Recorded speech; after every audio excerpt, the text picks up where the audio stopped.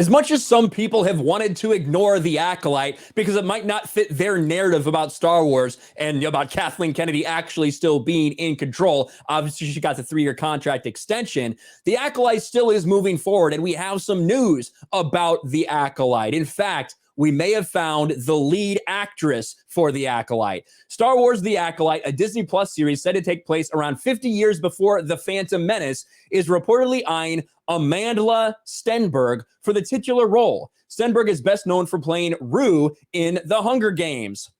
Something else that's very interesting that people immediately pointed out is that she identifies, or they, them, she, her, I don't quite know, identifies as non-binary. So that was a huge talking point. Of course it was. And what I'm about to show you guys is that it doesn't matter how much you virtue signal. It doesn't matter how woke you are, how woke you pretend to be. It will never be enough, because if you say one wrong thing, if you use one wrong pronoun, even if you completely didn't mean to, it's never enough for the woke mob. But first, let's get the actual news here. IGN, Star Wars prequel series The Acolyte may have found its lead. The Star Wars prequel series The Acolyte is eyeing Amandla Stenberg for its leading role. According to Variety, the 23-year-old American actor is in talks to join the upcoming Star Wars prequel series The Acolyte, which is headed to Disney+.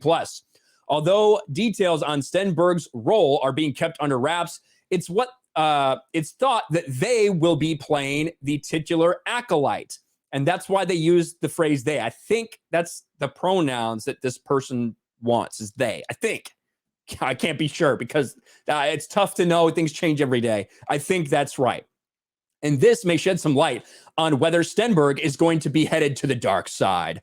Traditionally, an acolyte in the Star Wars universe refers to a member of the Sith who has begun training under the tutelage of a Sith Lord. This certainly tallies. After all, the Acolyte is said to take place 50 years prior to the Phantom Menace during the final days of the High Republic era. This was a time before the Rule of Two, a restriction imposed by Darth Bane, which means there are only ever 2 Sith in existence, 1 master and 1 apprentice. And something a lot of people are speculating is that we could get introduced to Darth Plagueis in a certain way in this series. Because, of course, Disney can't actually do anything original. All they can do is take stories that have already been told and bastardize them and smash them to try to fit whatever they want to tell at this time. So stay tuned. I'm sure it will only get worse for actual legacy appreciated characters like Darth Plagueis and the story that was told in the expanded universe. But when it comes to Amandla Stenberg, like I said, non-binary, there's been some backlash, shall we say. Let's take a look here. Wesley Skier Madness. This dude's a nut job, but at least more than some other nut jobs, they don't actually have me fucking blocked preemptively.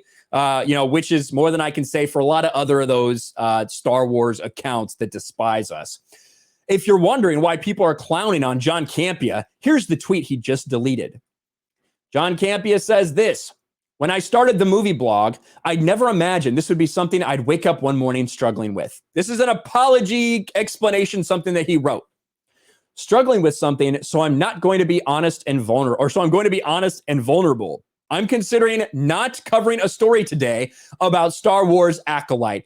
They just cast Amandla Stenberg in the lead. They're great in The Hate You Give, but they identify as non-binary. My show is live, not pre-recorded, with the luxury of editing after the fact, and the internet can be, well, a toxic, merciless swamp at times. I know that if I or one of my co-hosts inadvertently at some point refers to them as she or her during live broadcast, it means days of an unrelenting shitstorm from people that, quite frankly, I don't know is worth it for this story. I don't mind taking shit for my opinions. It's part of the job. But is this potential headache worth it just to cover this 3-minute story? I'm not sure.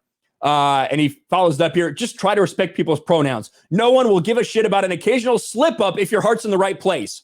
That is absolutely not the case, because people in the response to this tweet that has now been deleted were destroying John Campea. How dare you think it's that difficult to use someone's pronouns? Is it really that hard for you to respect someone, John Campea? So no, this somewhat rational take, no, that is not going to work. And in fact, what you said here, so don't include non-binary trans people from your coverage just because you think it's so hard.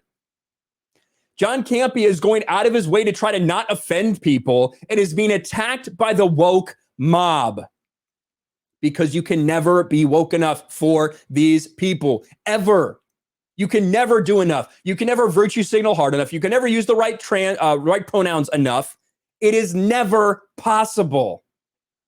So John Campea says, I don't know if I should cover it, and tries to explain it. Doesn't go over well. He gets absolutely blasted in the comments by these woke lunatics who have nothing better to do than constantly change what pronouns they identify as on Twitter and constantly stand for Disney Star Wars, because that is all they do. But yeah, we may have found our lead for the Acolyte series that a lot of people have wanted to try to forget about. And I think it's going to be horrendous. I do think it's interesting. It's supposed to be female centric. If you identify as non-binary, is it still a female lead? I don't know. Some of these things are difficult to talk about. I get what John Campea is talking about. I get his frustrations and his worries. I'm not worried about offending people. I think that this person prefers they, them pronouns, but I think also at times they have been acceptable with she, her as well. Don't fucking know. Honestly, I'm just going to talk about the story as best I can. And that's what everyone should do. You should talk about it and not be worried about what these losers and freaks on Twitter are doing, because you will never appease them, John Campea. You will never be woke enough for them. And you're better off just accepting it now. Disney Star Wars is a train wreck, is about to get worse, but the fans are just as woke as ever. And when I say fans, I mean Disney Star Wars fans. Thanks for watching, everyone, and a huge shout out to my patrons. I appreciate you guys so much. Want to follow me on Twitter or Instagram? Check out the description below. You'll find links to my P.O. box and my Patreon as well. And I'll talk to you guys later.